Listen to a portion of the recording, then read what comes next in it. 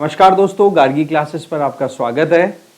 अभी तक देखो हमारे जो इंटरनेशनल अफेयर्स से रिलेटेड जो भी कंटेंट थे उनमें से हमने अमेरिकन हेजेमनी, कोल्ड वॉर, इसका मतलब शीत युद्ध के बारे में हम देख चुके हैं। अमेरिकन हेजेमनी के बारे में हम बात कर चुके हैं, अमेरिकन प्रभुत्व के बारे में हम बात कर चुके हैं।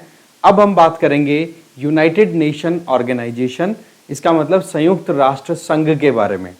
देखो, संयुक्त राष्ट्र संघ जब जिस परिस्थिति में गठित हुआ था वो परिस्थितियां थी द्वितीय विश्व युद्ध का एक तरीके से चरम चल रहा था।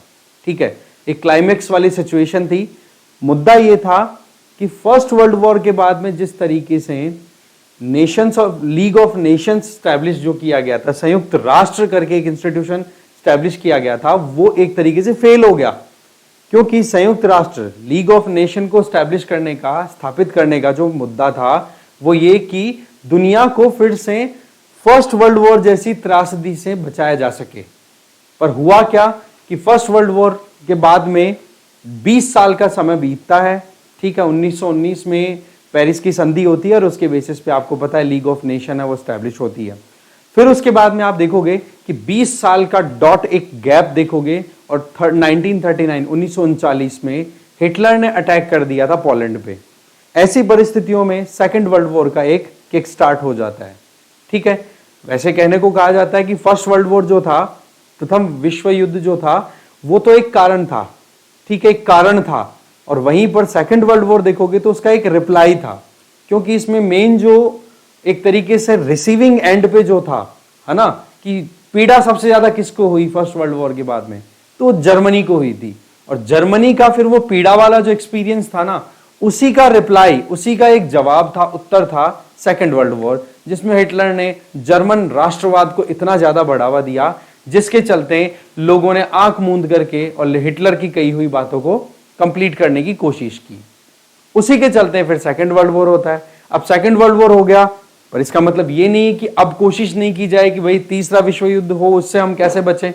तो उसका तरीका ये निकला कि हम एक नया इंस्टीट्यूशन बनाते हैं, नए सिरे से जो है वो हम एक काम करते हैं और एक ऐसी संस्था बनाते हैं जो कि एक तीसरे विश्व युद्ध को होने से रोक सके, या फिर हम ये कहें कि दुनिया की सुरक्षा और शांति, ये दोनों चीजें हम प्रोटेक्ट कर सके, उसके लिए हम काम कर सके।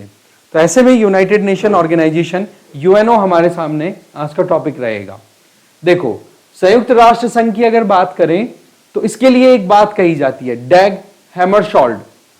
इनके द्वारा यह कहा जाता है कि हम दुनिया को या धरती को स्वर्ग बनाने के लिए कोशिश नहीं कर रहे हैं। हमारी कोशिश यह है कि इस दुनिया को नरक बनने से बचाया जा सके। इसका मतलब यूएनओ की स्थापना जो हुई उसके लिए क्या कहा गया कि हमें इस धरती को नरक बनने से बचाना है, ना कि इसको स्वर्ग बनाना है। स्वर्ग बने तो बहुत बढ़िया, पर कम से कम नरक तो ना बने, उससे तो बनने से हम बचा लें। तो एक तो ये चीज ध्यान रखोगे कि ये स्टेटमेंट किसने दिया। फिर बात आती है, आपको पता है फर्स्ट वर्ल्ड वॉर 1914 से लेकर के 1918 के बीच लड़ा गया और उसमें हारने वाले जो राज्य थे, हारने वाले जो देश थे, जिनमें एक तो आपको पता है जर्मनी था, ठीक है, एक ऑस्ट्रो हंगेरियन एम्पायर हुआ करती थी, राइट, उस टाइम पे। एक आपका था ये टर्की, ठीक है, उस टाइम पर ऑटोमन टर्की हुआ करता था, ठीक है ना, जो खलीफा का राज था वो चल रहा था टर्की में। तो देखोगे कि 1918 में जब फर्स्ट वर्ल्ड वॉर खत्म होता है तो 1919 में पेरिस की संधि होती है। उस टाइम पर आप देखोगे कि यूएसए के राष्ट्रपति थे वुड्रो विल्सन। उन्होंने राष्ट्र संघ, that means league of Nations करके एक इंस्टीट्यूशन स्टैब्लिश किया जिसका मुख्यालय था जिनेवा में।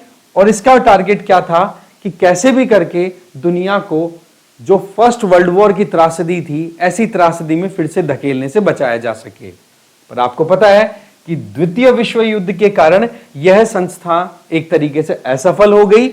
तब आप देखोगे कि अंतरराष्ट्रीय शांति, सहयोग और सामूहिक सुरक्षा, इन तीन सिद्धांतों के लिए 24 अक्टूबर 1945 को एक नई वैश्विक संगठन, नई वैश्विक व्यवस्था या संस्थान है वो स्थापित किया गया, जिसको बोला गया संयुक्त राष्ट्र संघ।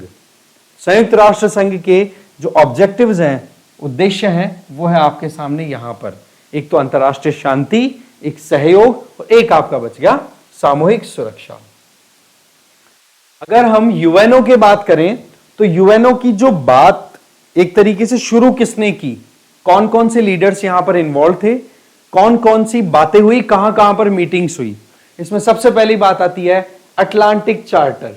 अब आपको पता अटलांटिक अगर वर्ड आ गया तो अटलांटिक एक एस शेप में आपको पता है ओशियन है, जिसके वेस्ट में नॉर्दर्न अमेरिका मान लो और ईस्ट में है यूरोप, ठीक है, और इनके बीच का एक तरीके का एंगेजमेंट था, ठीक है, और इन्हीं कंट्रीज के बीच में आपको पता है कि सेकेंड वर्ल्ड वॉर के बीच में जो वेस्टर्न यूरोप था वो और नॉर्थ अमेरिका, उत्तर अमेरिका और पश्चिमी यूरोप, वहां के देशों के बीच में एक सहयोग था जिसको हमने अलाइड पावर या फिर अलाइड पावर के तौर पे देखा था कोल्ड वॉर में, सेकेंड वर्ल्ड वॉर के टाइम पे। फिर वही पावर्स आगे बढ़कर के आपको पता है नेटो स्टैब्लिश कर लेते हैं, ठीक है, नेटो की हम ऑलरेडी बात कर चुके हैं, जिसको लीड किया था अमेरिका ने। तो कुल मिलाकर के देखा जाए तो अटलांटिक चार्टर, इसका मतलब शुरुआत हुई किसके द्वारा, उत्तर अमेरिका में मेन लीडर संयुक्त राज्य अमेरिका, और एक आपका वेस्टर्न यूरोप।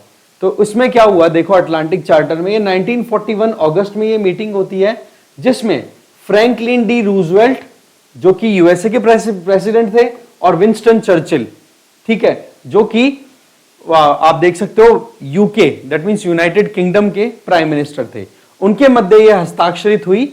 इस चार्टर में एक सुंदर और सुनहरे वैश्विक भविष्य से संबंधित 8 सिद्धांतों पर